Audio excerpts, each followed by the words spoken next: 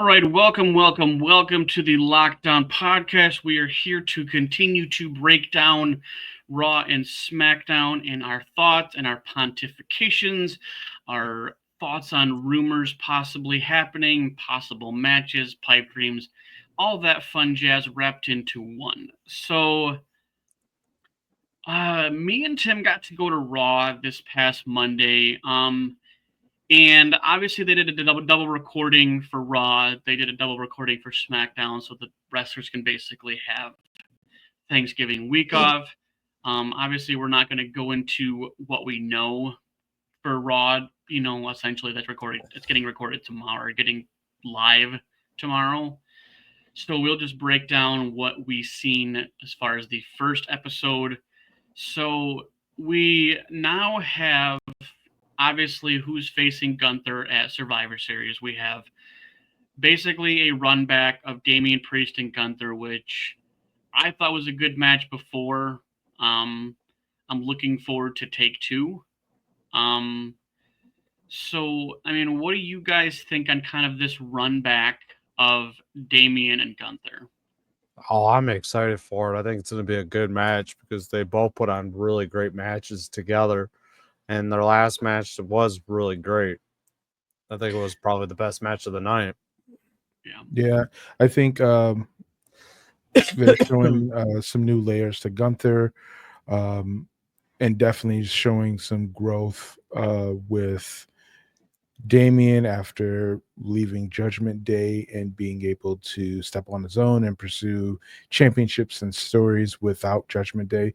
I think that'll be exciting to see where they take both characters going forward.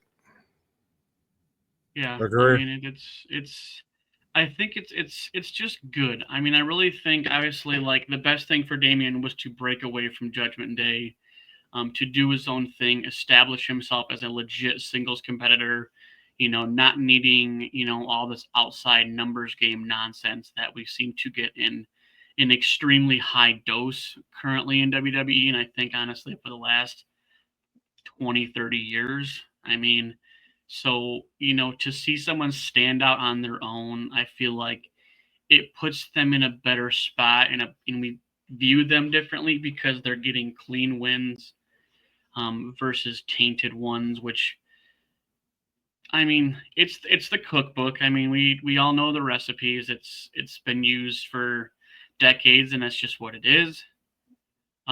So we have Damage Control facing Pure Fusion Collective.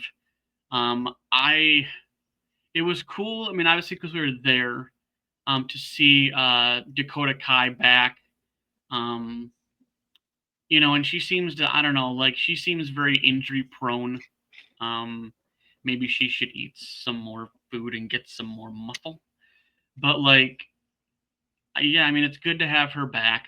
Um, Damage Control still is essentially weakened with no Asuka. Um, it's I don't feel like they're tag team contenders without Asuka. Now I Oh, don't yeah. know, I don't know the timeline of Asuka. So when will they be at quote unquote full strength? I don't know. So obviously, we get Damage Control with Dakota Kai back. Obviously, they beat Pure Fusion Collective, and I don't know what they have for Pure Fusion Collective. It's very confusing because they're not getting an up or down reaction. Like when we were there when they came out, it was just kind of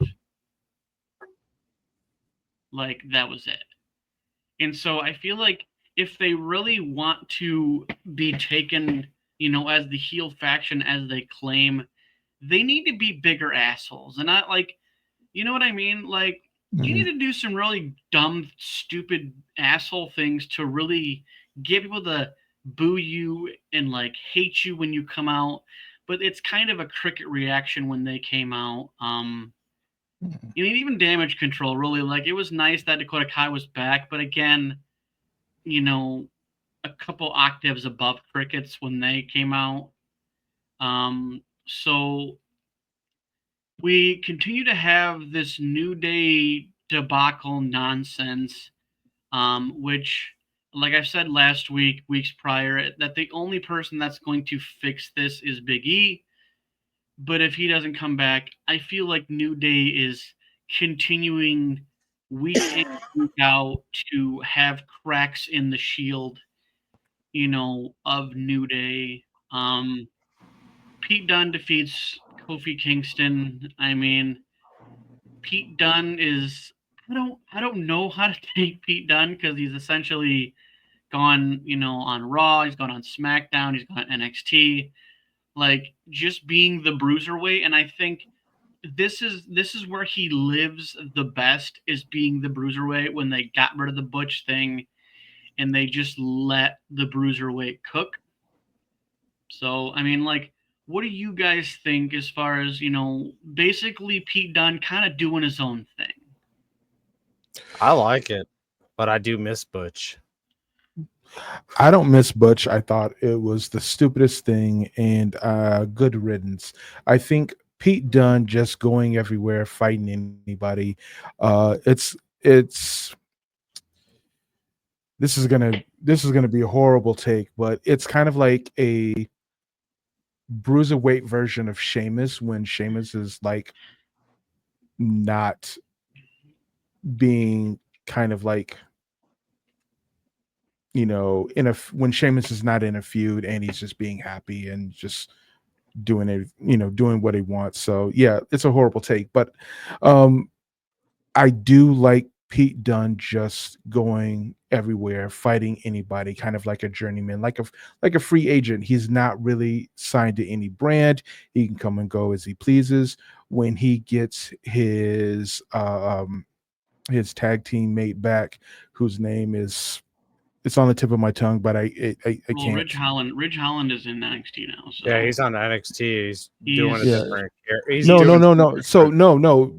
Remember, after the whole Sheamus, Oh, Ridge Tyler Holland, Bate. Tyler Bate. yeah, Tyler Bate. Yeah, Tyler Bate. He's injured. So when they get Tyler Bate back, maybe they'll have a tag team, and maybe they can like go back to doing some tag team work, and then being on Yeah, it's being just on a main program. the tag team division is just a giant kerfuffle on both sides. I mean, you have Judgment Day, holding the titles essentially hostage. And I'm really surprised that, because how I have those stipulations as far as the tag titles, you're supposed to like defend them every so often. Mhm. And it's like the Judgment Day is holding those things hostage. They're not doing anything with them. And even when No. they have a match, they can't win clean. It's just dumb. It's just boring.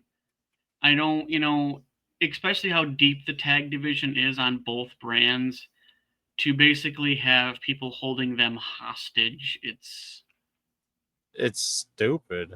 Yeah. So They just need to lose the damn titles.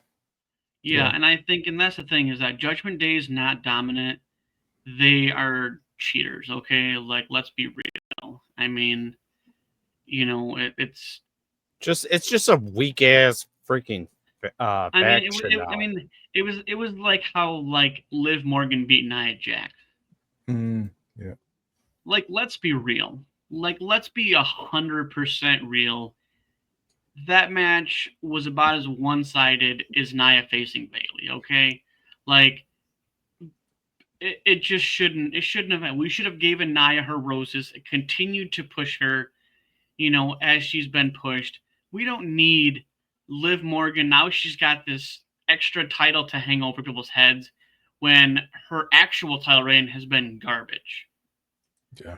Like, I don't think anybody would disagree on this panel, or really any wrestling panel, to say that Liv Morgan's title reign has been anything short of garbage. And it's only because she's joining Judgment Day. If she wasn't Judgment Day, she'd be probably released by now. Oh yeah, Like, definitely. she would have fallen into the absolute black hole of WWE wrestlers and been released, because she's not a talent. She's not a draw. Yeah, you're cute. You have this little schoolgirl mentality, wearing these skirts and looking a certain way. But, like, as far as the overall product that you're producing is absolute nonsense. You have you're supposed to be so dominant, but yet you have Raquel Rodriguez constantly getting involved. Now you have the rest of the New Day getting involved, or Judgment Day getting involved, and so like you're not even in the echelon of the top 10 best women champions of all time.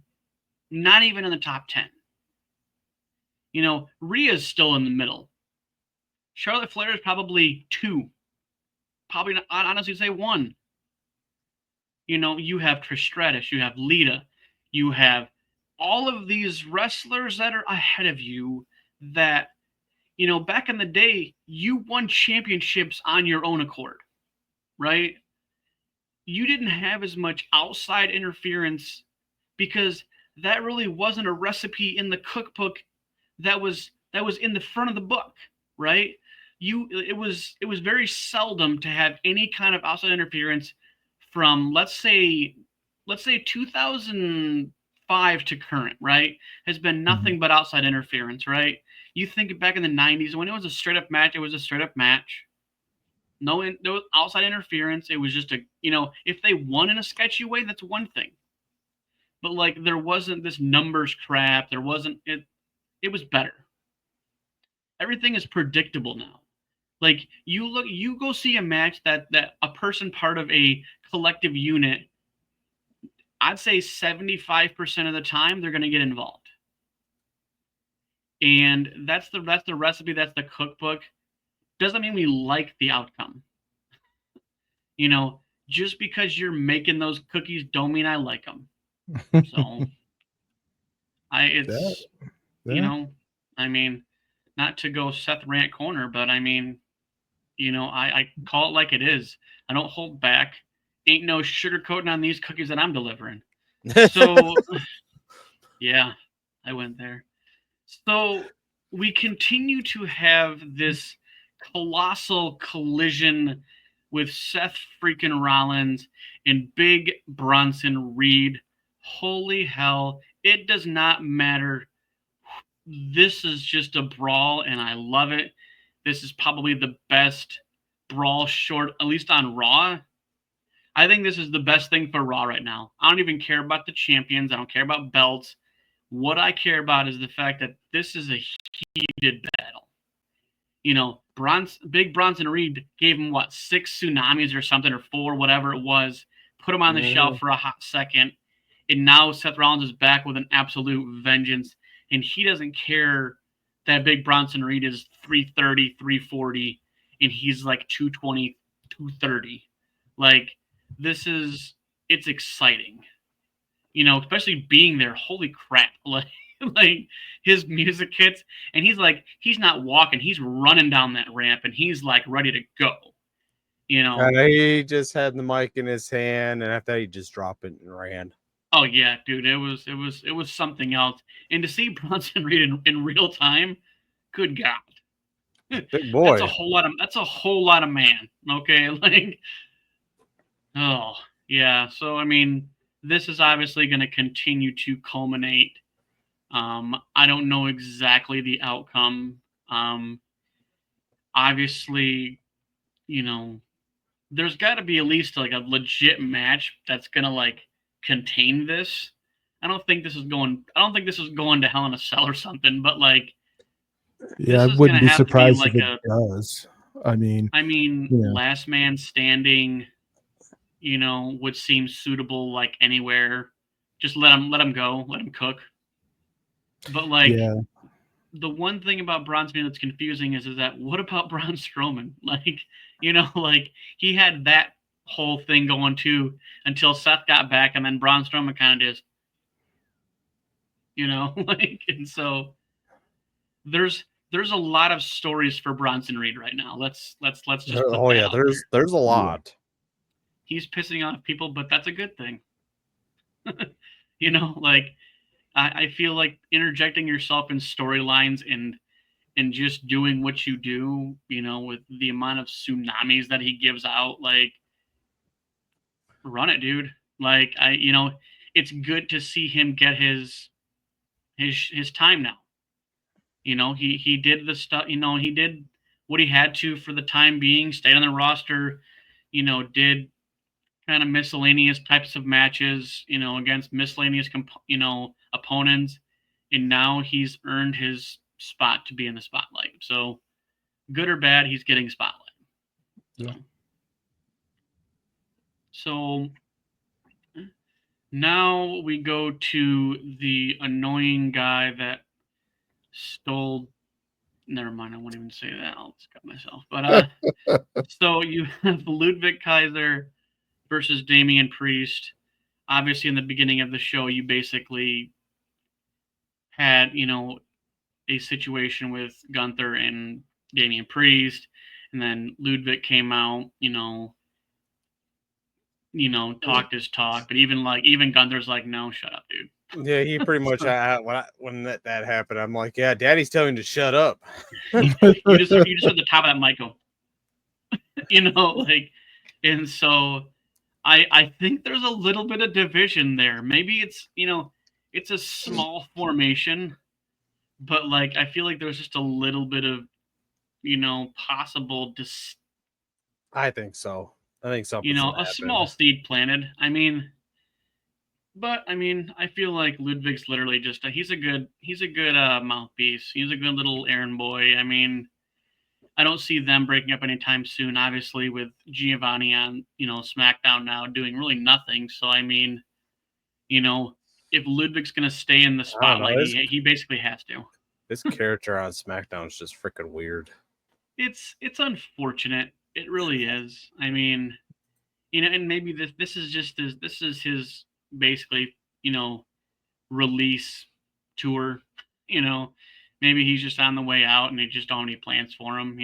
Probably. I wouldn't mind him going to NXT, honestly. That might be a good fit for him. Yeah. He has a lot to offer. He's been doing the thing for a while.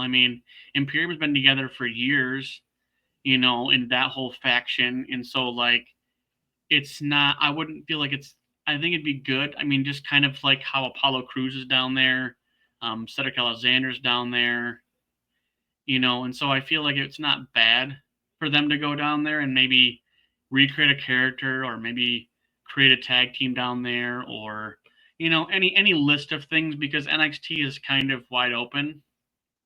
So, maybe that's where we're leading to. But so during the whole show, we basically have Final Testament basically talking to Miz and basically, the whole Wyatt Six situation. And, he had us going. I chalk it up to the Miz being the Miz to basically the outcome of it all. Obviously, Final Testament comes out and they call out Wyatt Six. Obviously, Wyatt Six shows up and Miz just says, whoop, he had everybody fooled. And so now you have the Miz aligning with Final Testament. And I don't know for how long. I think the Miz is a leech. So I think he's going to ring this chamois for whatever it's worth. Because the Miz is the Miz at the end of the day. So, but the Wyatt Six got beat up, period. They got totaled. I don't I'm sorry, dude. The fact that all you have to do as far as Wyatt Six is take out Eric Rowan. That's it. That.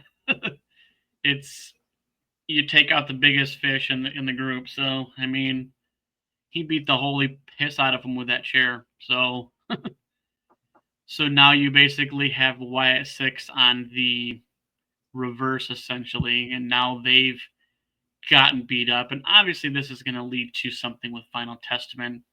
I think we're going to get a little bit more Wyatt Six at least for a couple weeks. Yeah, I wouldn't be surprised if they show up at Survivor Series with a match, Wyatt Six versus Final Testament. But because you both were there, what was the feeling watching that whole segment take down, or go down? What was how did you feel watching it? What was the vibe? I know you both weren't sitting together, but you both had different angles you could see. What was that like? My opinion, I liked it. I I love the feeling with that hearing Bray Wyatt's music start hitting there and watching all the people had their phones out. I started recording. I thought they were going to come out for the entranceway, but I didn't know they came for the freaking crowd. Well, they were underneath the What? ring. Oh, they were? Oh, I didn't see it. I wasn't Yeah, paying so attention. they, obviously during one of the blackout segments, they obviously went underneath the ring. I don't even know how Eric Rowan gets from underneath the ring. He's a big dude. but no, so they came from underneath the ring. I have that footage. But yeah, no, I mean it was a moment, right? Like just because like we haven't seen Wyatt Six live because they haven't been obviously to Grand Rapids. They kind of come like every like couple of years. But and yeah, no, it was just a moment. Everybody, as soon as everybody's phones are out, like I mean, the music hits. It's just they, because obviously they didn't have like the entrance because and so it was more. It was a little bit different. I thought it'd been cooler if it was the entrance versus just from underneath the ring because it kind of happened really quick. And then as soon as the Miz turned, basically the whole situation turned, and it wasn't the Wyatt Six going to protect Miz. The Miz just flipped the script, and it's very interesting to see, Wyatt Six get taken down. I mean, even though, Uncle Howdy really kind of laughs it off, but like either way, We all know he laughs it off anytime he gets his ass kicked. I mean, Always laughs. they got pummeled. Let's Yeah, they got terminated. Yeah, and so I mean that it was fun, but it was just kind of, we all know Seth jumped out of his seat when they came out. Dude, Yeah. it was exciting though. Like I think live events just hit different, and obviously I took my daughter to her first, so she had a blast. She enjoyed it. Oh yeah, man. It's like she had to stand in her chair to see stuff. So, but it happens. I mean, we were like literally in the middle row of like the middle of the section. So it was kind of. I mean, we probably were fizzled in the absolute. We were in the crowd. We probably got camera time, but we're so blurry. We're just blurry bubbles. But no, it was an exciting segment. So I enjoyed it. So I mean, so we have the main event with Bianca Belair and Jade Cargill facing Liv Morgan and Raquel Rodriguez. Now interesting drop though, because so obviously Bianca and Jade won, but Belair pinned Liv Morgan, which obviously let's call it beyond Survivor Series. Shot. So basically beyond Survivor Series, I think we're going to see, because it's like the Belair and Cargill thing needs to eventually dissolve in order for like Bianca to go back into singles competition and essentially go after Liv Morgan, let's say Royal Rumble, maybe Elimination Chamber, I don't know. But I'm gonna say Royal Rumble. I'm gonna say one of them's gonna eliminate the other. Yeah, it's because like this, like now the fact that Bianca pinned Liv Morgan, like this just sets like a whole bit of like possibilities to outcome of that being that they're still the tag team champions. So like, who are they gonna lose to? Like, how is that gonna play out? Obviously we're still 3 months away from, Royal Rumble. So it's not like we're not around the corner or anything. So like There's time for things to dissipate. But I feel like the fact that happened and she pinned Liv Morgan is the first stone on the steps to Bianca and Jade kind of falling apart. So. And I don't necessarily need them to fall apart. Just maybe even just for them to move on, just to like, you do you, I'm gonna do me, and just go on. I think I've seen enough of that falling apart or implosions and conflict and, to separate them. I think I've seen enough of that in pro wrestling that I don't have to see it anymore. I Right. What I do need to see is like people having come to Jesus moments with their current character direction and development and having it and just having them move on from where they're at. There doesn't need to be any conflict. There doesn't need we don't need to have a series of matches to say who can do what or do Right. whatever. It's just, hey, this isn't working. I'm gonna do me, you do you, and Well, let's and just see what maybe happens. that's and maybe well, maybe I would say like like I feel like there has to be at least like just a smidgen of it, like of like the conflict. But I like you said, I don't feel like it has to be full blown. I feel like it's gonna be one of those moments when like kind of like Bailey left, damage control or whatever, kind of when that falling out happened. It wasn't crazy. It didn't have to be extreme. It's just like you have to have a definitive point where you're like, okay, we're moving on. And I think that I mean obviously we still have Elimination Chamber in December.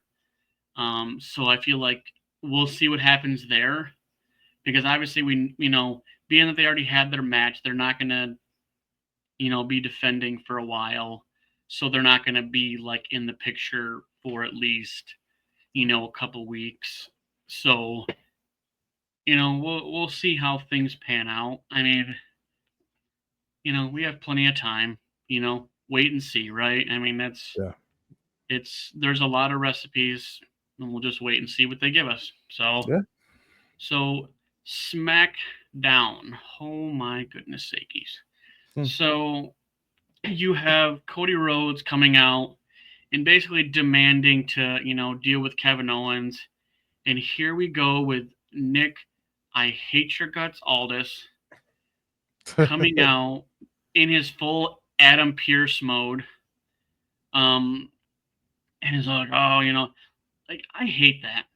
I hate when the general manager comes out and is like, no, this ain't gonna happen. This ain't gonna happen. And blah This blah. is It's not like, how it's going to go down. way to take an Adam Pierce playbook mode, dude. Like, no. And it's just like, so now, and what's funny, okay, so there was a clip the other day about, okay, so you had an AEW match where they were sitting there basically giving powders back and forth, right? And they're like, and they literally compared it to the Kevin Owens and Randy Orton. They're like, this is how you sell it. This is how you don't sell it. And Yeah, I so did see that. like, Yeah. you know, and I think it's man, it's a little bit disconcerting that you're taking away the severity of a move by basically playing it off as some back and forth nonsense. They banned the pile driver for a reason, and here you guys are doing it like a super kick. You're not playing how bad that move, quote unquote, is. So, and obviously they said that's the reason why they banned the move, obviously because it takes half a second of delay to have that move actually do something bad. That's Ask the move Steve that Austin how yeah, how that's how what the that pile driver done wrong feels. yeah, that You move know, was the one that almost ended Stone Cold's career. I mean, in the and there's pretty much Undertaker's the only one allowed to use that, like because he's a veteran of it, right? Like, and obviously he's not here anymore in wrestling, so it's like that's why the move's done. Like, there's a reason why because it just takes half a second and have a little bit of a miscue to hurt someone, right? I mean, Yeah. you can get hurt on even just a regular move. Ask Big E. Literally just an overhead, and he got hurt. And that was pure accidental. Now, if you're doing a pile driver, you have definitely a higher percentage of possibly injuring your person no matter how much you trust them. But I digress. So obviously Nick Aldis comes out, blah blah blah, and then you have the Kevin Owens bit, later in the show, which the whole car thing and the whole, that's just boring. Like, I want to like, and if they're talking about Kevin Owens has changed and Kevin Owens is this and Kevin Owens is that, like, let him fight. Give him matches. Let's see matches of Kevin being that.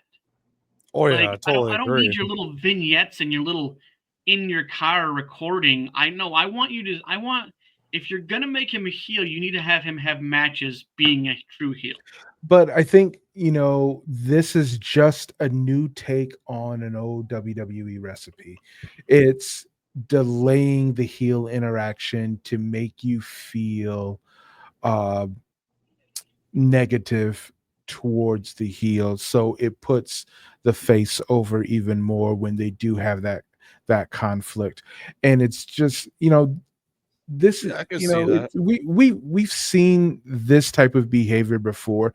It's just that it's just a different take on it. It's like, you know you They're know trying to build it a little bit more. yeah, and yeah, it's basically just building that, because when we do get something for Survivor Series, it'll mean something more, because we can honestly say that Cody's title run has been lackluster and it's been underwhelming, since his win at WrestleMania.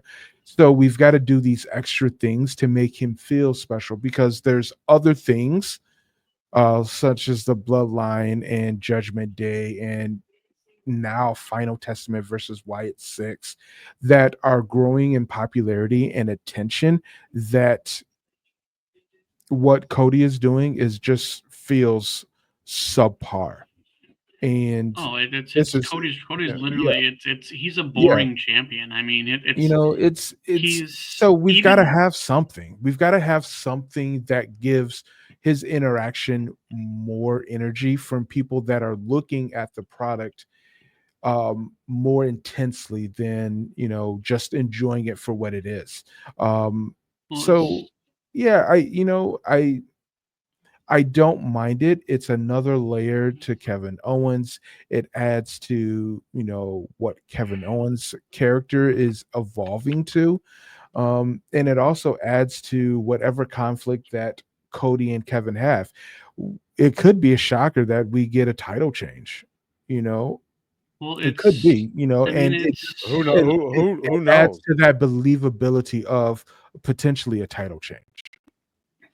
I mean, but how they seem to be booking it is basically Cody's holding that thing till WrestleMania. And like the thing that really boggles me today, let's say 2015 to current, is that actually no, we'll say 2020 to current. We'll say outside of COVID. So what seems to be this thing now is these longevity title reigns and then their title holding time frame becomes more subpar, right? Because if you think it like the reason why, you had, John Cena with 16 title reigns, Randy Orton with 14, Ric Flair with 16, Triple H with 14, you know, Randy Orton with 14, all these guys because they didn't hold on to them forever, right? And we had this more shorter storyline time frames with like these feuds that went on, they got dealt with quicker than stuff now because like Cody's holding that title and it's just like you won it, that's cool, but like what's the Ula Fala is more entertaining in a bracelet was more entertaining than your title reign.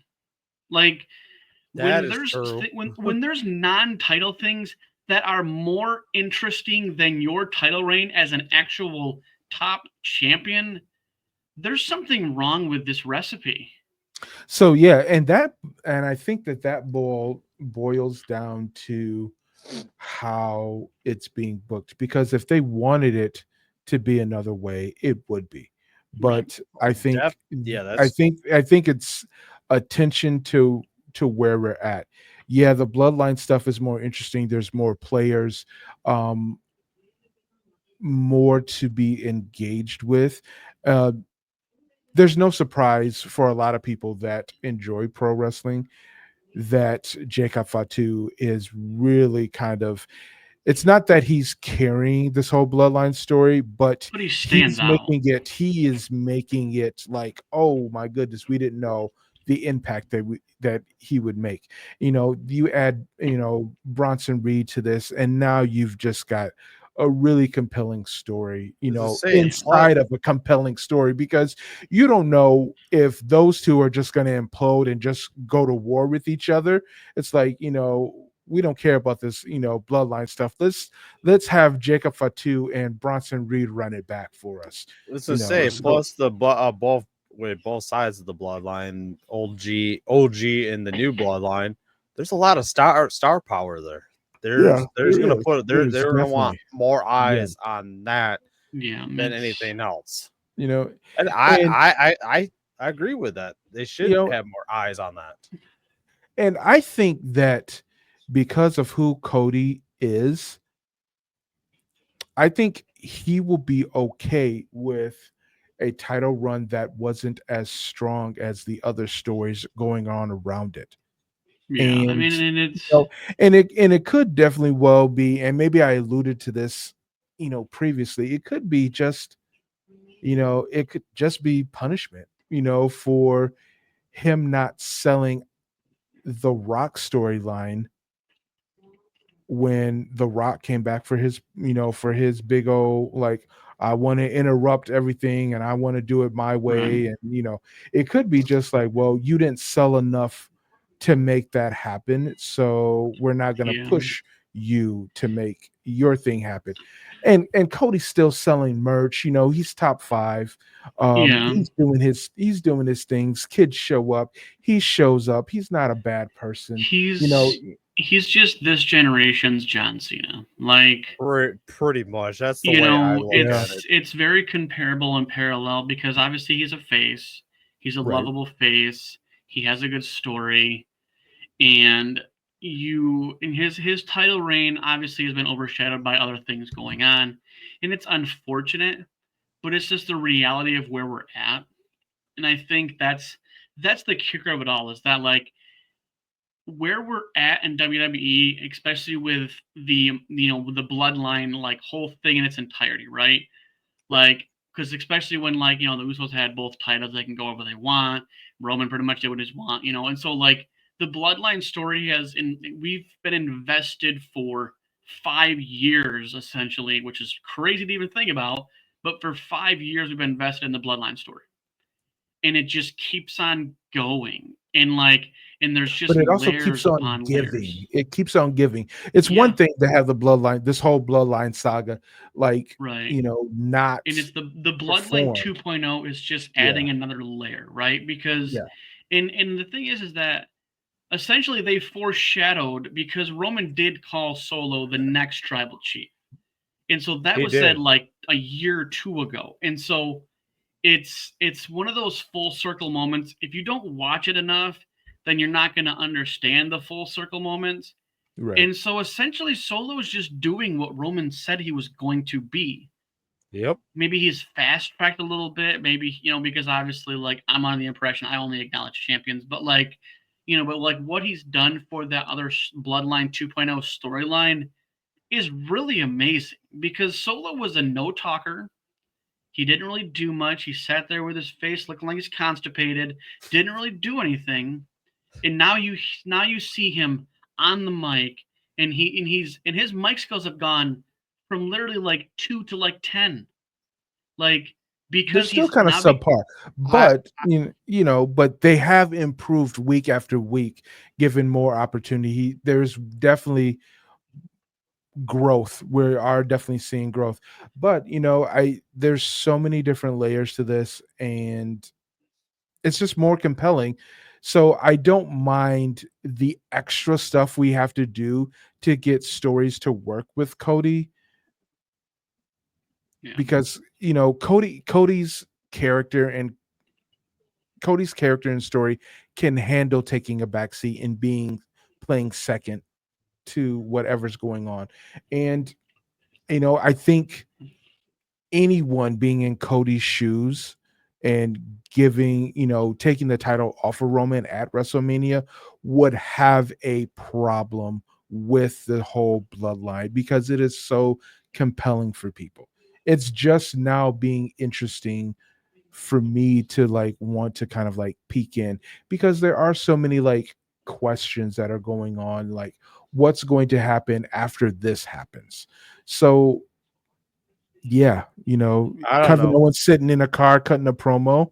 It's a different take, it's kind of like, Well, and they are in rolling. They comparison to are. anything Plus, and else. to be honest, with Solo's mic skills, I think his NXT mic skills are a lot better when he was in Well, I mean, NXT. it's a different stage for a different crowd. Oh, I know, but I just like that. I I like that mean, promos. and well, the thing is that Solo was. I mean, he wasn't on NXT too long before he got thrust onto the main roster, just Yeah. because he's Bloodline, and so I think. I mean, it's NXT is a little bit easier to do mic skills on, because you have less crowd to get over. Yeah. You have like maybe 1,000 people in there tops, maybe 500, maybe topped. And so you can gauge a different reaction with less people, but your true mic skills and your true skills as a performer are defined when you get to main roster, when you're pleasing 12 to 15,000 people.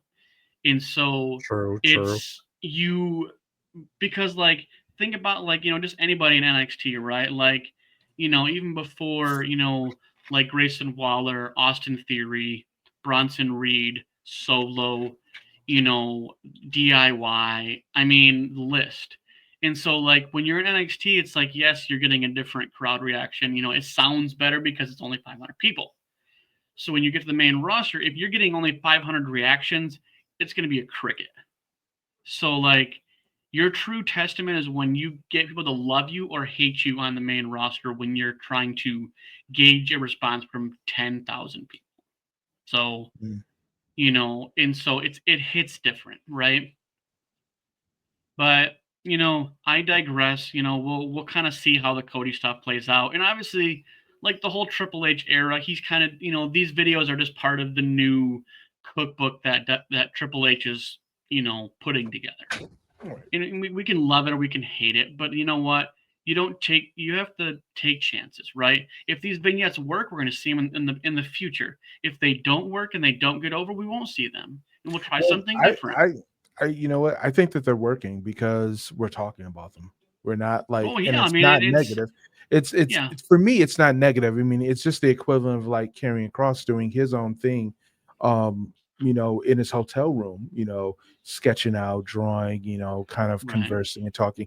I like that. I like that the performers are being able to take their characters and try different things with it without it being shut down. right, You and know, it's you trial and know, error. I mean, yeah, and and I if think something Testing doesn't the work, waters. they'll rein it back in if something doesn't work or something goes way south or way right, wrong. So yeah, it's like, yeah, Kevin Owens sitting in a car, just cutting a promo. yeah, and You know what? This I would nice like it for it to expensive be car. even. I would like it for it to be like an influencer. Kevin Owens is supposed to be at a show, but he jumps in his car and he goes through a drive-through to go get something to eat, and he's just talking and he just publishes it, or like, right, or like that would be classic for an R-Truth segment. But but yeah, and you know, let's it's a different yeah, recipe, and we're gonna and and sometimes they adjust those recipes, and I yep, think like you said, like we're talking about it, so it must be hitting something, right? right, And I think that's the whole goal, is whether you love it or hate it, you talk about it. And it's like wrestlers, whether you love me or hate me, but you feel a certain way. right, And I think right, that's the point you're trying to make, is that whether you love it or hate it, you're talking about it, right? And so that's yeah, that's that's the reason. They don't care. It's no different than the Miz having you love him and also hate him, you yeah, know. And so definitely all that's hate. how it goes. So now we have. So I was really confused why we didn't um on Raw, we didn't have an introduce anything as far as a women's IC title. I was I really don't know. I was confused. sitting there waiting. You for know, it. I really thought that when they released the United States one on SmackDown, they were going to right away put an IC Right. on, because now it's confusing, because now you're like, okay, so SmackDown's good enough to get us women's secondary title, but Raw's not. Here's the thing with that. Here's the thing before you move on to that. I think let the women's US championship test out the waters and see how WWE Universe responds, see if they have enough story to introduce an Intercontinental Women's Championship. Because if this doesn't work out, it falls flat, then they've got to just, then they've got to kind of like rethink it. So, like we were just talking about, trial and error. Let this see if it's worth having a women's Well, and maybe a women's They might be doing Intercontinental that. Championship. What if the roster's not big enough to have that, or there's just not enough story for them to have what that? if they just cross brand it? Then that's kind of like women's tag team championships that are like cross branded. I mean, but it's just really confusing, because it would seem like, the women's tag team title thing is kind of like whatever. I mean, they really only are on one show, but yet they're supposed to be representing two shows. And, it's so yeah, it's almost like women, like they're still essentially, they're trying to continue to push on as far as, making the women's division more relevant, and things of that nature. And so, like, it's like you have the women's champion on each show. You got tag titles that really only seem to be on one show, which is really kind of confusing, because you're supposed to be like doing cross brand, and saying like, and obviously the women's, the US title thing, I don't feel like it would really work cross branded anyways. I mean, like, and I think that's maybe, I don't think they would try that. It's just really confusing that they didn't want to like let each brand try to like see if it works, because you still obviously have a deep, you still have a deep roster. Like, make no mistake about it. Like, we still have deep rosters of women's wrestlers on Raw and SmackDown, and even NXT.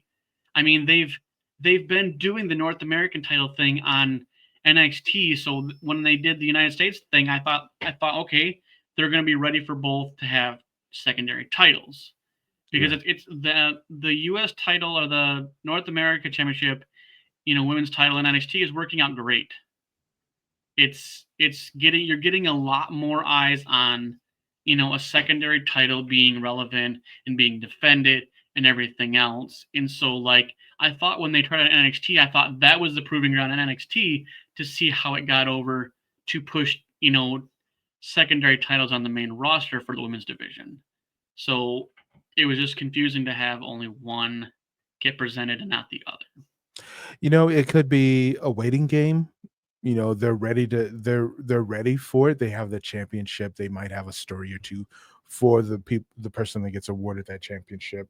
But maybe it's just too busy of a time to release that. Maybe it'll get announced this Monday, or after, maybe after Survivor Series it gets announced.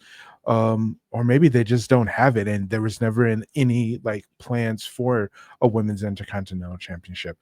I think that we need to have more TV time with consistent, compelling stories before we start just title dumping.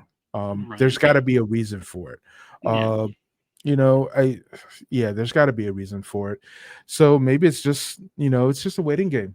It boils down to being just a waiting game. Yeah, I mean, and like I said, maybe this is just the small glimpse of the possibilities, and we could see things in the future. I mean, it's you have to try out the recipe and see what works before you start making it massively. So yeah. But so Bailey obviously defeats BFAB and Candice LeRae in basically a tournament, whatever, as far as the title tournament. How many tournaments is it for the title? So now that I'm really thinking about it, so like I don't know how deep.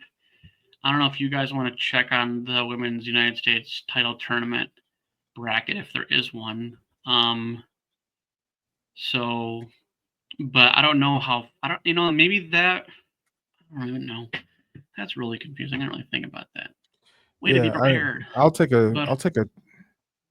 But yeah, see if there's a bracket for it. I don't know. Maybe they have it cross-branded. Maybe they're doing something, a different time, and maybe we're getting a cross-branded title tournament. I don't know.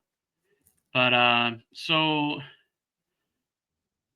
I love this basically LA Knight. Literally, he's in a weird spot where you're kind of like, is he kind of heelish? Is he kind of face-ish? I don't really know. But so he obviously defeats Berto, which I feel like this guy is just continuing to lose names on his wrestling name. Like first he's Umberto Carril, then he's Umberto, now he's just Berto. Like a year from now he's gonna be This guy continues to like his name gets smaller and smaller. But so obviously LA Knight beats him, in I typical.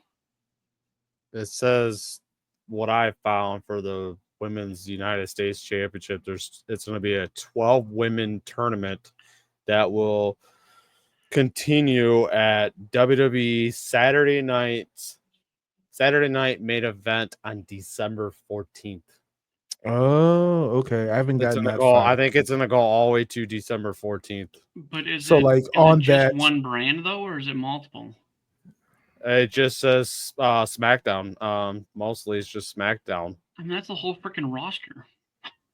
They might be adding more people to it. What I'm seeing, they're gonna be adding people from Raw and SmackDown. Raw and NXT. Man, so we're gonna get several triple threat matches, because if it's gonna be 12, that means we're gonna get at least 3 more. So then that means that we'll have the final.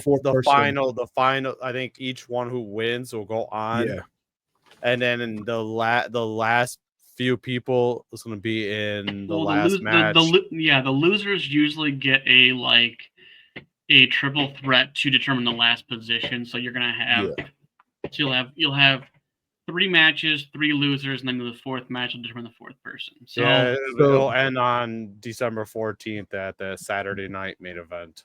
All right, so we'll move on. So so this is really confusing, and this is what pisses me off. And so they literally list on WWE. So they on the actual WWE webpage, WWE.com. So they listed as Bronson Reed joins the Bloodline to destroy Roman Reigns, Sami Zayn, and the Usos.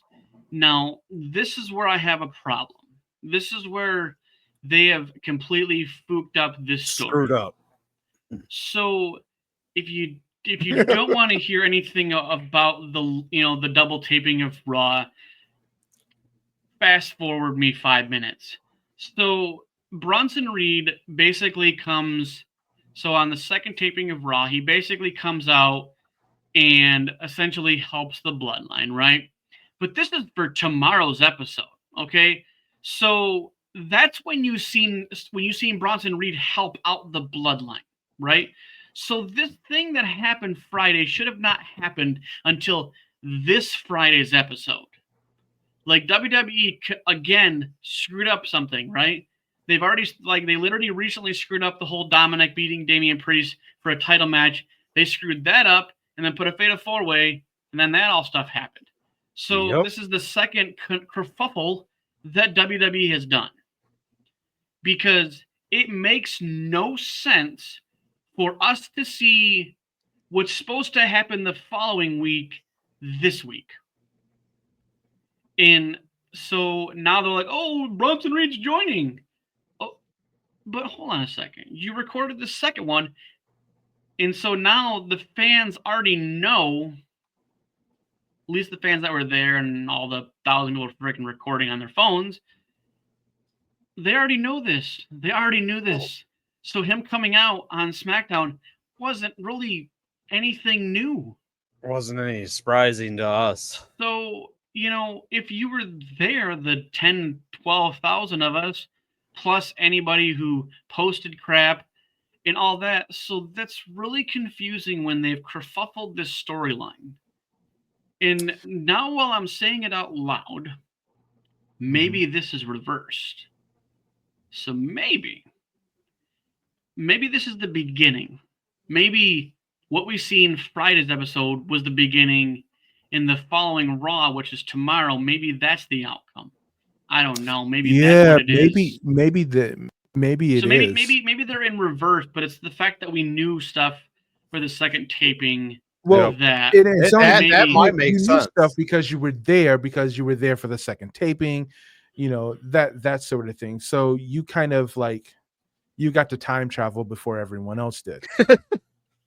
you know. Yeah, Well, the and second week's and, like- episode of Raw was pretty good. yeah. I didn't take any pictures or videos. I wanted to not be Well, that good person. for you. Good for you for not being a spoiler. I took pictures and videos, but I didn't post them. Well, good for you for not spoiling it for everyone. But yeah, I mean that's the only thing. So I'm not gonna drop any more. But like, so now we get beyond all that Uso freaking bloodline nonsense, not even the main event stuff. So that's kind of ironic. But so we have the Motor City Machine Guns versus the Street Profits, I and thought that was a good match. so I mean honestly, I think Motor City Machine Guns are freaking fire. But so we get again this what seems to be another crack in another tag team of DIY. You have Tommaso Ciampa basically in full I don't give a crap mode. I want to go after titles.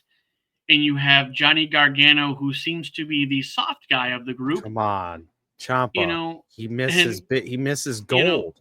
Well, he his misses baby. the You remember his what the way he said Goldie. it in NXT? Goldie. Yeah, Goldie. Goldie.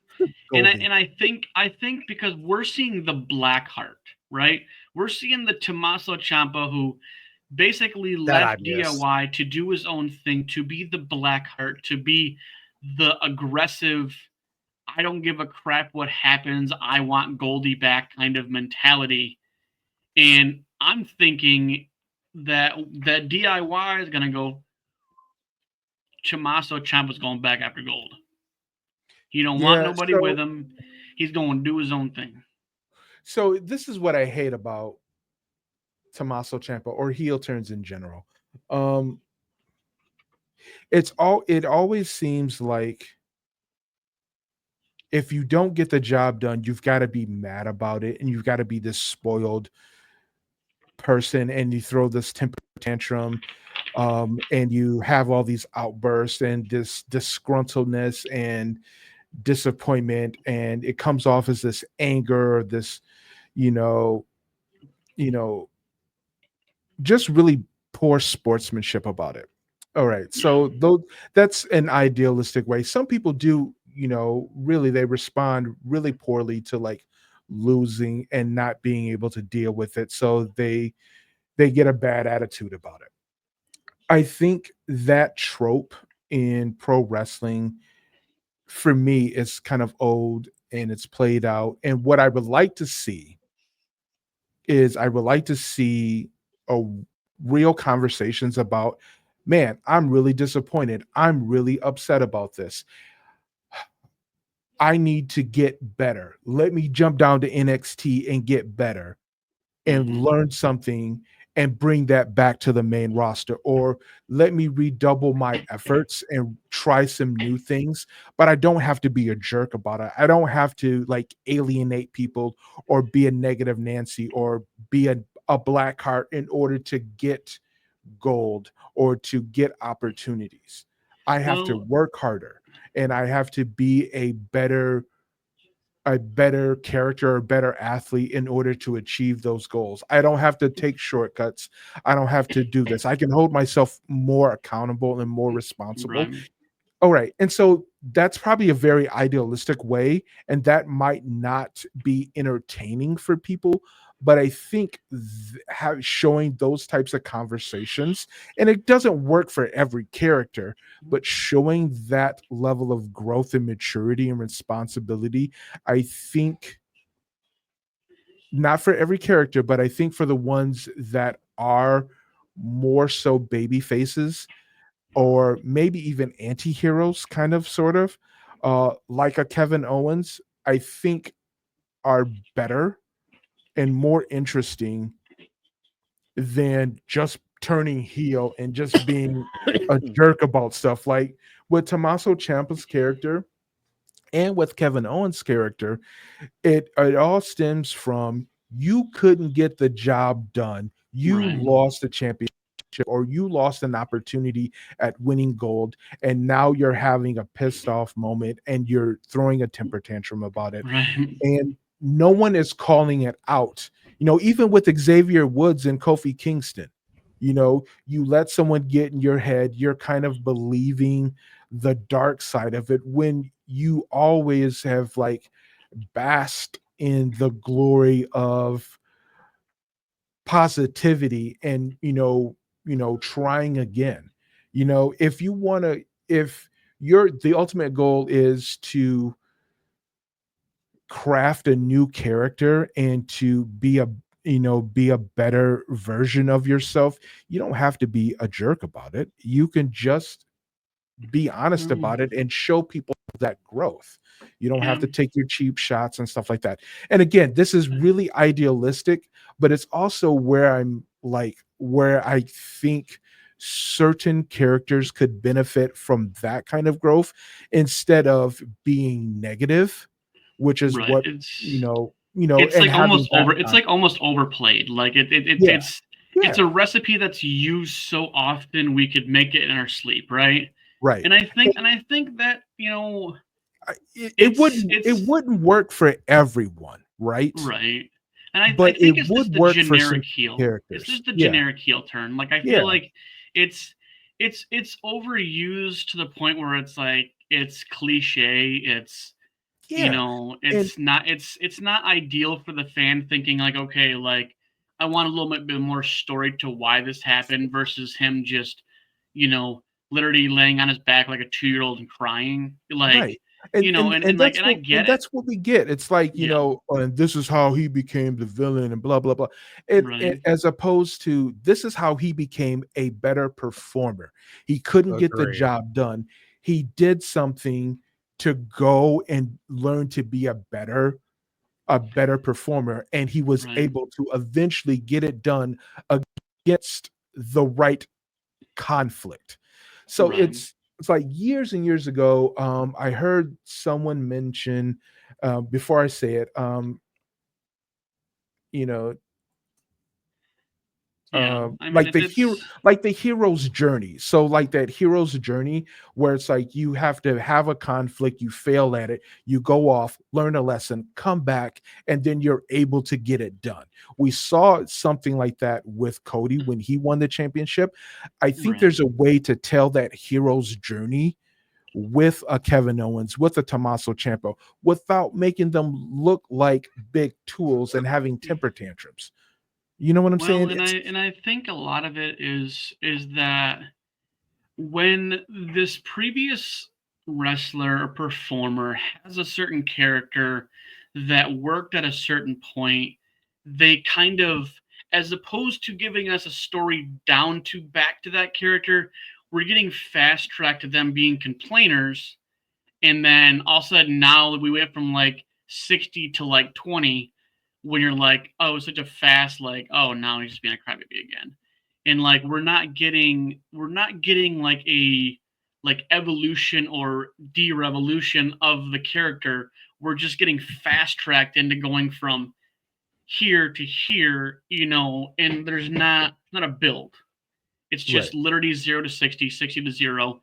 And And and maybe that's what we're getting with the New Day. We're getting this build, and that's why it seems like this breakup is so long and drug out, because we would have had something, if it would have been another tag team Right.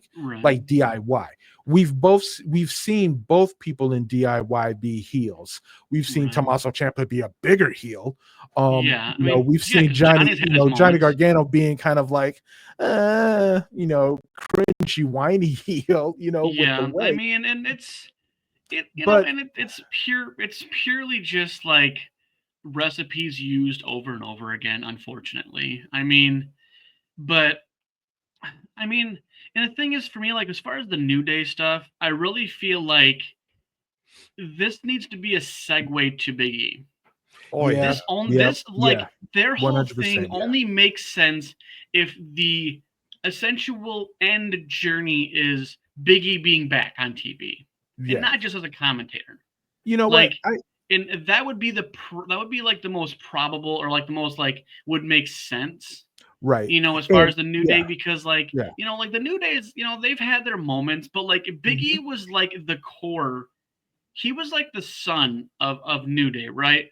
Like Yeah. everything was drawn to him, and the positivity was coming out of him, and it illuminated the rest of the New Day, because Big E was Right. such a powerful, positive person in the group, and so like he controlled the narrative of like the New Day, because he was Mr. Positivity, and he had all the everything going.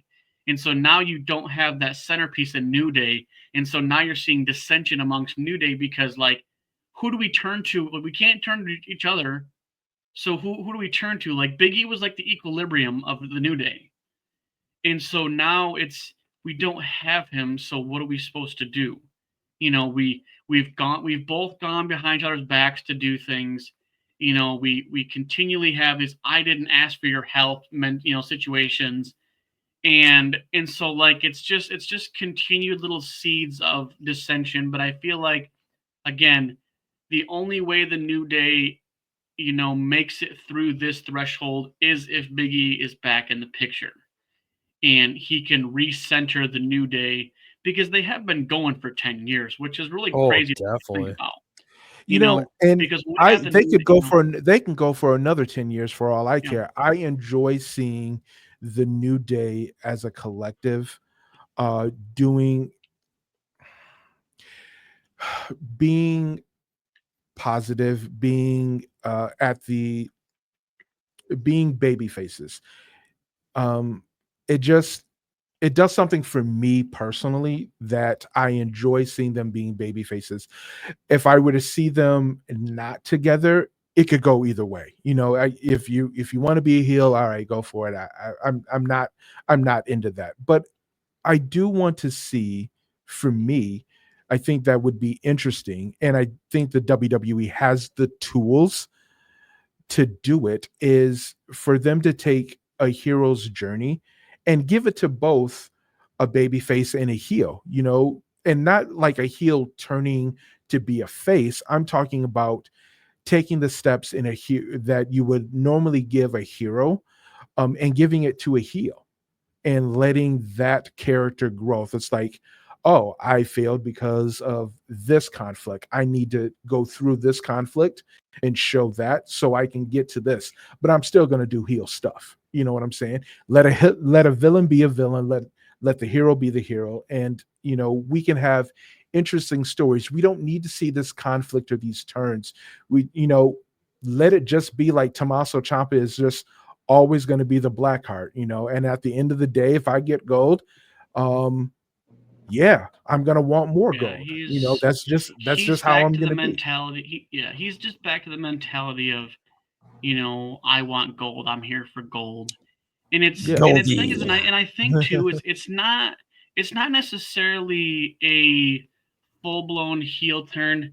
It's just visual frustration, just like he did when he went back after the NXT championship. And so I don't think it's a full blown, like, it's just him being frustrated.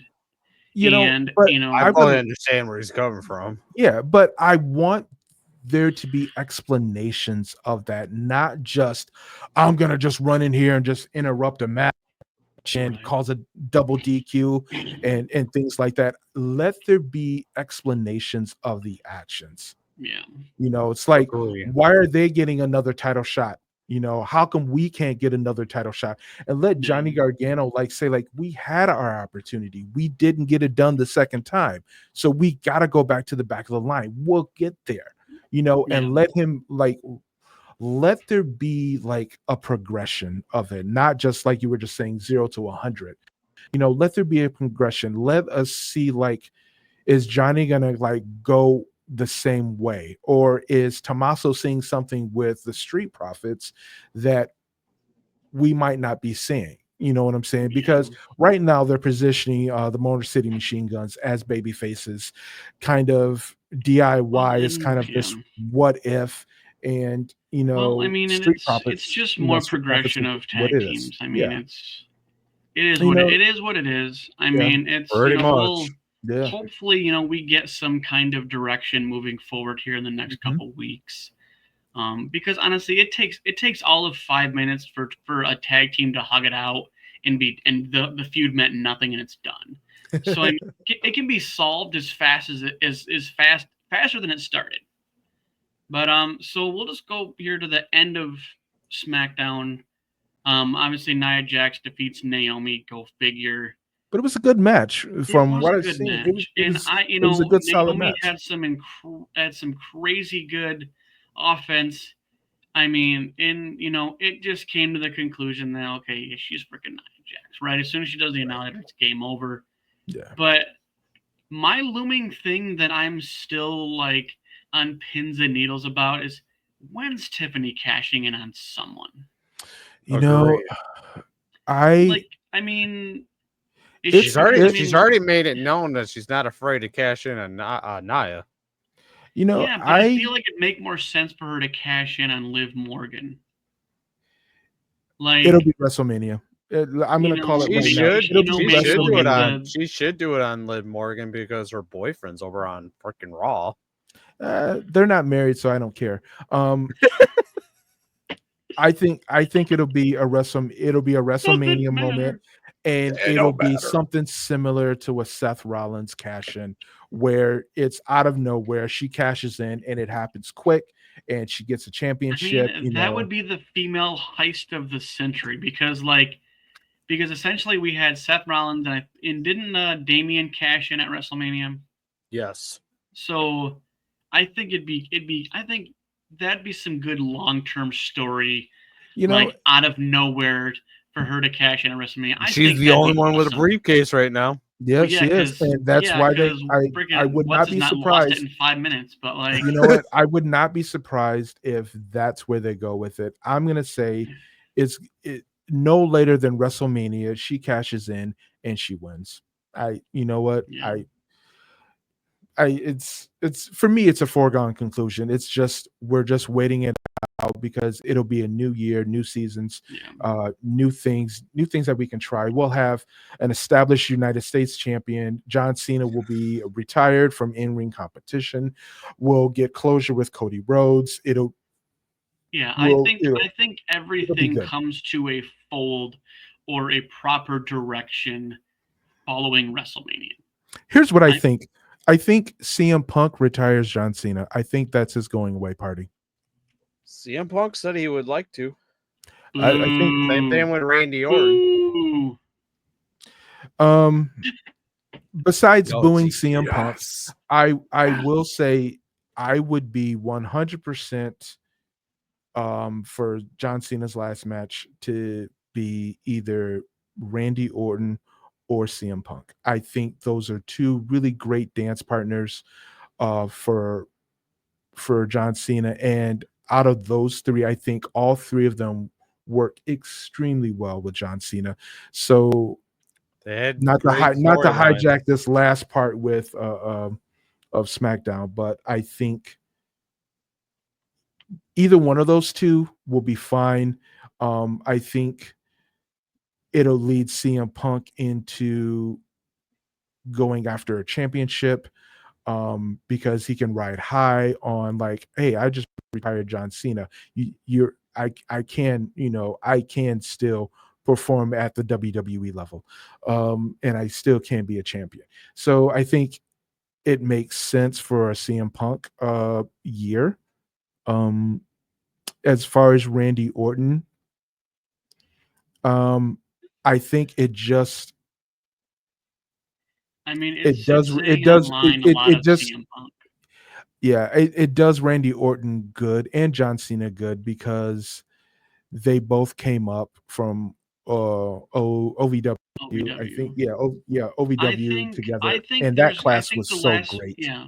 I think the last match would probably be CM Punk, but I definitely think that we're going to get a lot of fantasy booking Oh yeah, yeah, on yeah. the John What Cena retirement tour. Randy Orton didn't pull Cena aside and said, "Hey, let's run it one more time." And Cena told him, "Goes, hey, I can't make that decision. It's all up to the writers." So, did we ever have a rubber match between John Cena and The Rock? No, but No, I don't care to see that. I mean, I well, don't care to same. see it, but I feel like that might be part of the farewell tour. No, because I think what was done between those two and those two matches and those back-to-back years, I think that tells their story. I'm good with that. Yeah, I don't ever But you want to have, see but that. I don't ever I want to see mean, that shit again. but you have a whole year of like 7 to 8 to 10 PLEs. I Oh, he's mean, not around for 7 or 8 to 10 PLEs. I mean, no.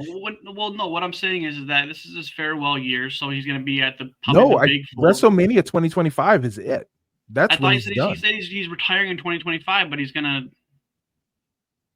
I thought he had the whole year, not just the. I don't No, know. He no. might, or I No, don't know if he's I don't ended see it. him I think doing he might end it a at full WrestleMania. I don't see him doing a full tour I'm going to take this whole year and I'm going to go. He's not He's already rumored to be at the Royal Rumble. yeah, Oh, he's never not a mind. Tanahashi. Never He's mind. It not going to, says John Cena he's retiring from WWE 2025 after WrestleMania 41. Okay, so he's got like 2 or 3 PLEs. He's got a handful of Raws. He's got a handful of SmackDowns. he said they might be showing up in December. From what Well, he probably will show up in December so he can say he had a match every year for the last 20 years or whatever have you. That's been like his like record or whatever have you, personal goals. But yeah, you know what? No, don't put The Rock in anything No, outside please of don't. I didn't know that he was blood just stuff. retiring after WrestleMania. I thought he was gonna do more than that. So I guess if it's just those like 2 PLEs, then I guess. But No, so for yeah, Survivor Series yeah. coming up, we basically essentially Mhm. only have 2 confirmed matches. To most people, I mean, let's be real, we kind of know the third one. So we have Gunther and Damian Priest. We have, the OG Bloodline versus Bloodline 2.0 with we essentially have the Bloodline 2.0 is essentially solid with Tama Tonga, Tonga Loa, Solo Sikoa, Jacob Fatu, and Bronson Reed. I don't think Powerhouse. I think we talked about this beforehand. I don't think we're getting the 5th member until the night before or the night of. I'm gonna say the night of. Like they did with CM Punk. I think the and 5th Randy Orton. member is Seth Rollins. I think the 5th member we get the 5th member either it's got to be this SmackDown. It's I got to feel like be it's gonna this upcoming Friday SmackDown. Yeah, that they announce it. Yeah, I don't. Yeah, there's just no way they can do it. I think it'll be. It's a foregone conclusion. We don't have to have a confirmed 5, 5 for 5, even though we might have the advantage match. I mean, maybe. I mean, it would make sense to happen this week because obviously the next week we have the advantage match. But like, I mean, what if? I mean, like, you remember when Randy Orton was it last year or the year before when they were sure if he was going to come, and then all of a sudden he just shows up at the end, right? It was last year. Yeah. So I mean, maybe, just pure guess that because this is a big match. Like, this is the biggest match towards the end of the year of having the OG versus 2.0. So I feel like there's going to be a lot more build and uncertainty leading into it than just, hey, this Friday we're going to find out and then we'll be fine. Like, I feel like we're going to get a lot more mystery to it than just straight out, this is what it's going to be. So now we know for 2 weeks what it's going to be. Like, I feel like there's going to be a mystery person. And yeah, it would make sense to be Seth Rollins, but we also have more bloodline depth. So we could have Zilla, we could have Hikuleo. We got all these guys that have technically signed with WWE, so we don't know what they have for them yet. You know, it would ideally currently it would make sense to be Seth Rollins. Currently. From a surprise standpoint, one of the other bloodline. But like, I think the most likely is going to be Seth Rollins just because of the Bronson Reed factor. So I got mine. yeah, I mean, it's ideal to be Seth Rollins given current stories. Yeah. But for a lure of mystery, it could be anybody. I mean, the bloodline family is. Let's just say it. Brock Lesnar, Paul Heyman. Let's just say it. Let's just say it because there'll be someone who watches and they'll say like, "Oh, it's gonna be Brock Lesnar." Did you see how cheesy? Like, if you watched Roman Reigns make the phone call, right? And he says call him, right? So when you ask to call someone on your phone, it does it automatically, right? And he just pushed the recording. Like, I don't know if you guys caught that, but like he literally just pushed a recording. Because he pushed a button on his phone, which means he was playing a clip that was predestined already on his phone. Like, he didn't call him and then it just say something, right? So I think maybe that's just a little like oopsie. Yeah, I didn't. You know what? I didn't watch the final segment. Yeah, it was at the tail end of everything. There's always going to be details that are glossed over or that are just going to be said, this is good enough, or in production and things like that.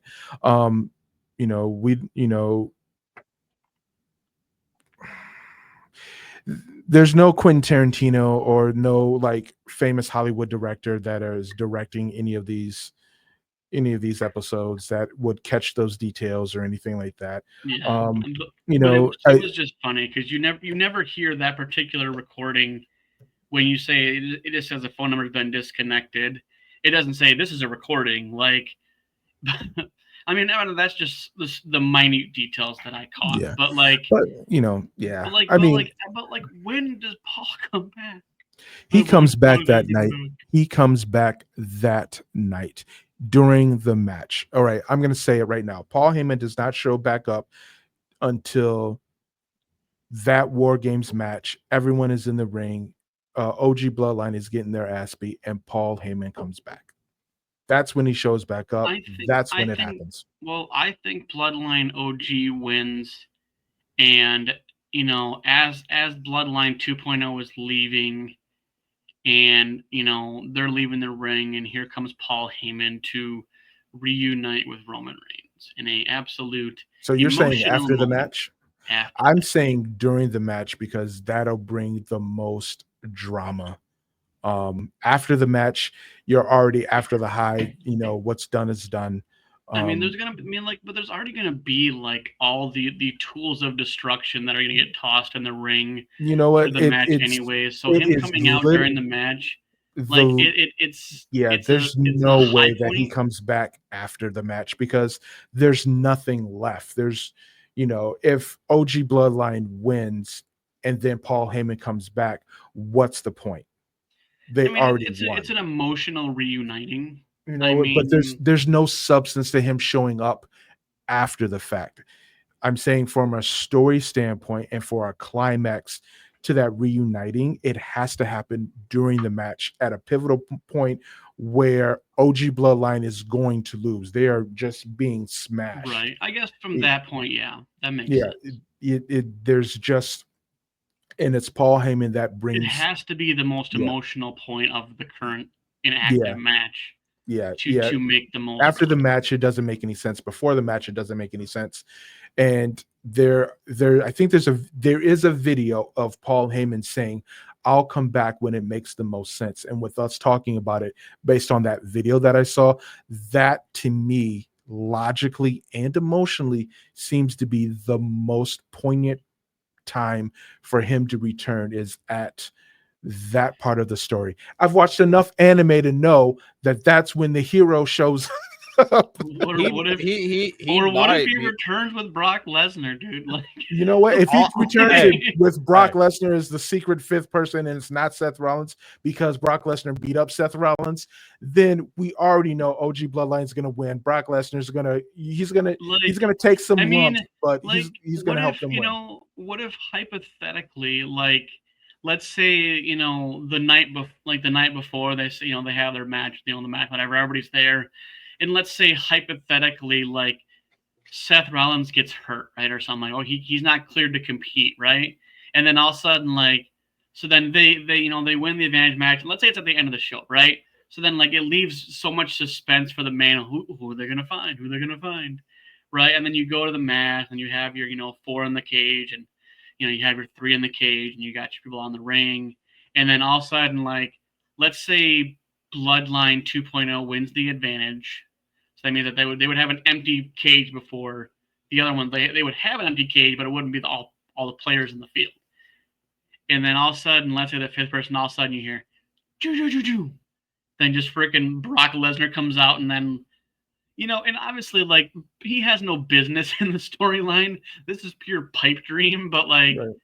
The only business that he would have in music hits, dude, and it's scary. The only business that he would have in the storyline is because Paul Heyman shows up before, and there's that reuniting, and then because there's still a man down. Yeah. Paul Heyman might be back soon because when Raw was in town and I stand behind the arena and try to meet them, they actually let us up by the fence this time. Paul Heyman was coming out, getting in his car, and one fan asked, "Are you gonna come and join the old G Bloodline?" Goes, his response was just said, "Stay tuned, you'll find out." Hold up, he was there. Yeah, he was there. So I wouldn't be surprised if he was in the vehicle with Triple H and I can't think of one other guy. Yeah, he was there. So I wouldn't be surprised if he was not doing like office stuff. And what I mean by office stuff, I think he is one of the helpers with the writers. Yeah, like he was doing that sort of stuff. Yeah, yeah. So he's just not. It would make he's more not sense only to just him, an though. on-screen talent. Yeah.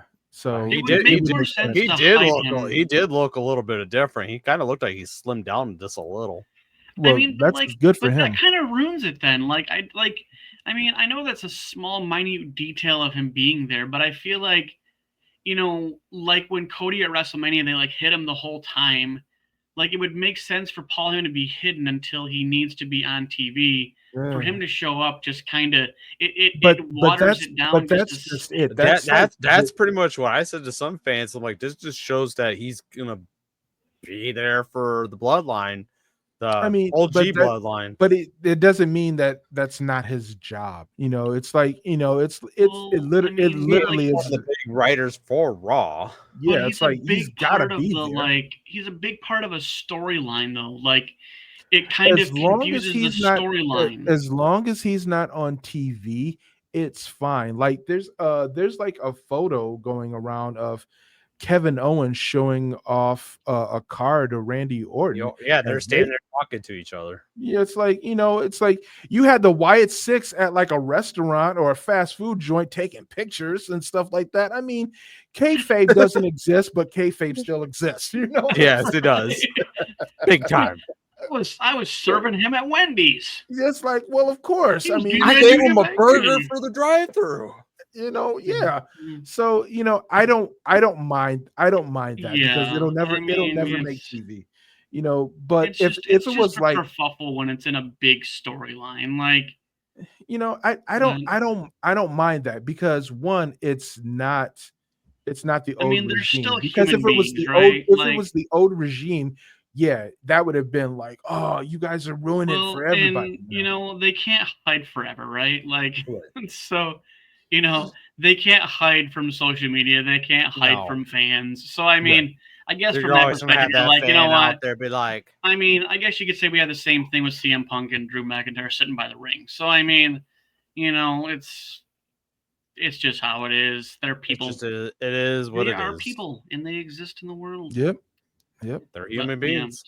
so we'll put a proverbial pin in this, and obviously some of us know what's going to happen tomorrow, Yep. but some of us don't. So we will not ruin it for Frederick because he is our pal. Because we care. Yep. The Rock And comes back. What? The Rock comes back. Yeah. Oh, definitely. McMahon's back. No. Oh God, hell no. No chance. No chance in hell. He's going back. Sting shows up. Sting shows up.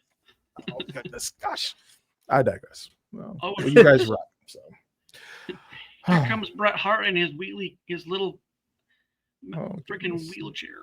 All right. Oh, Anywho, so we will see you guys next week. We will obviously fill you in with more, and most of you probably already know because you're a bunch of YouTubing junkies that sit there and follow all the extra stories that the morons at these tapings do, and they ruin it for people. And I'm not trying to ruin it for people. YouTubers Okay? and TikTokers. Seriously, this guy had a phone the size of a tablet, one of those foldy things. And I'm like, he was recording. And I'm like, dude, stop ruining it. I wish no one recorded anything and they were not allowed to record. So they did not ruin it for people. Because seriously, like, it ruins it for people when you have surprises that most people didn't know. And then you post it all over social media. And now you ruin the episode of the show because you know what's going to happen. Did you have somebody with a freaking tablet? This is my rant, okay? At the end, I'm going to get one in.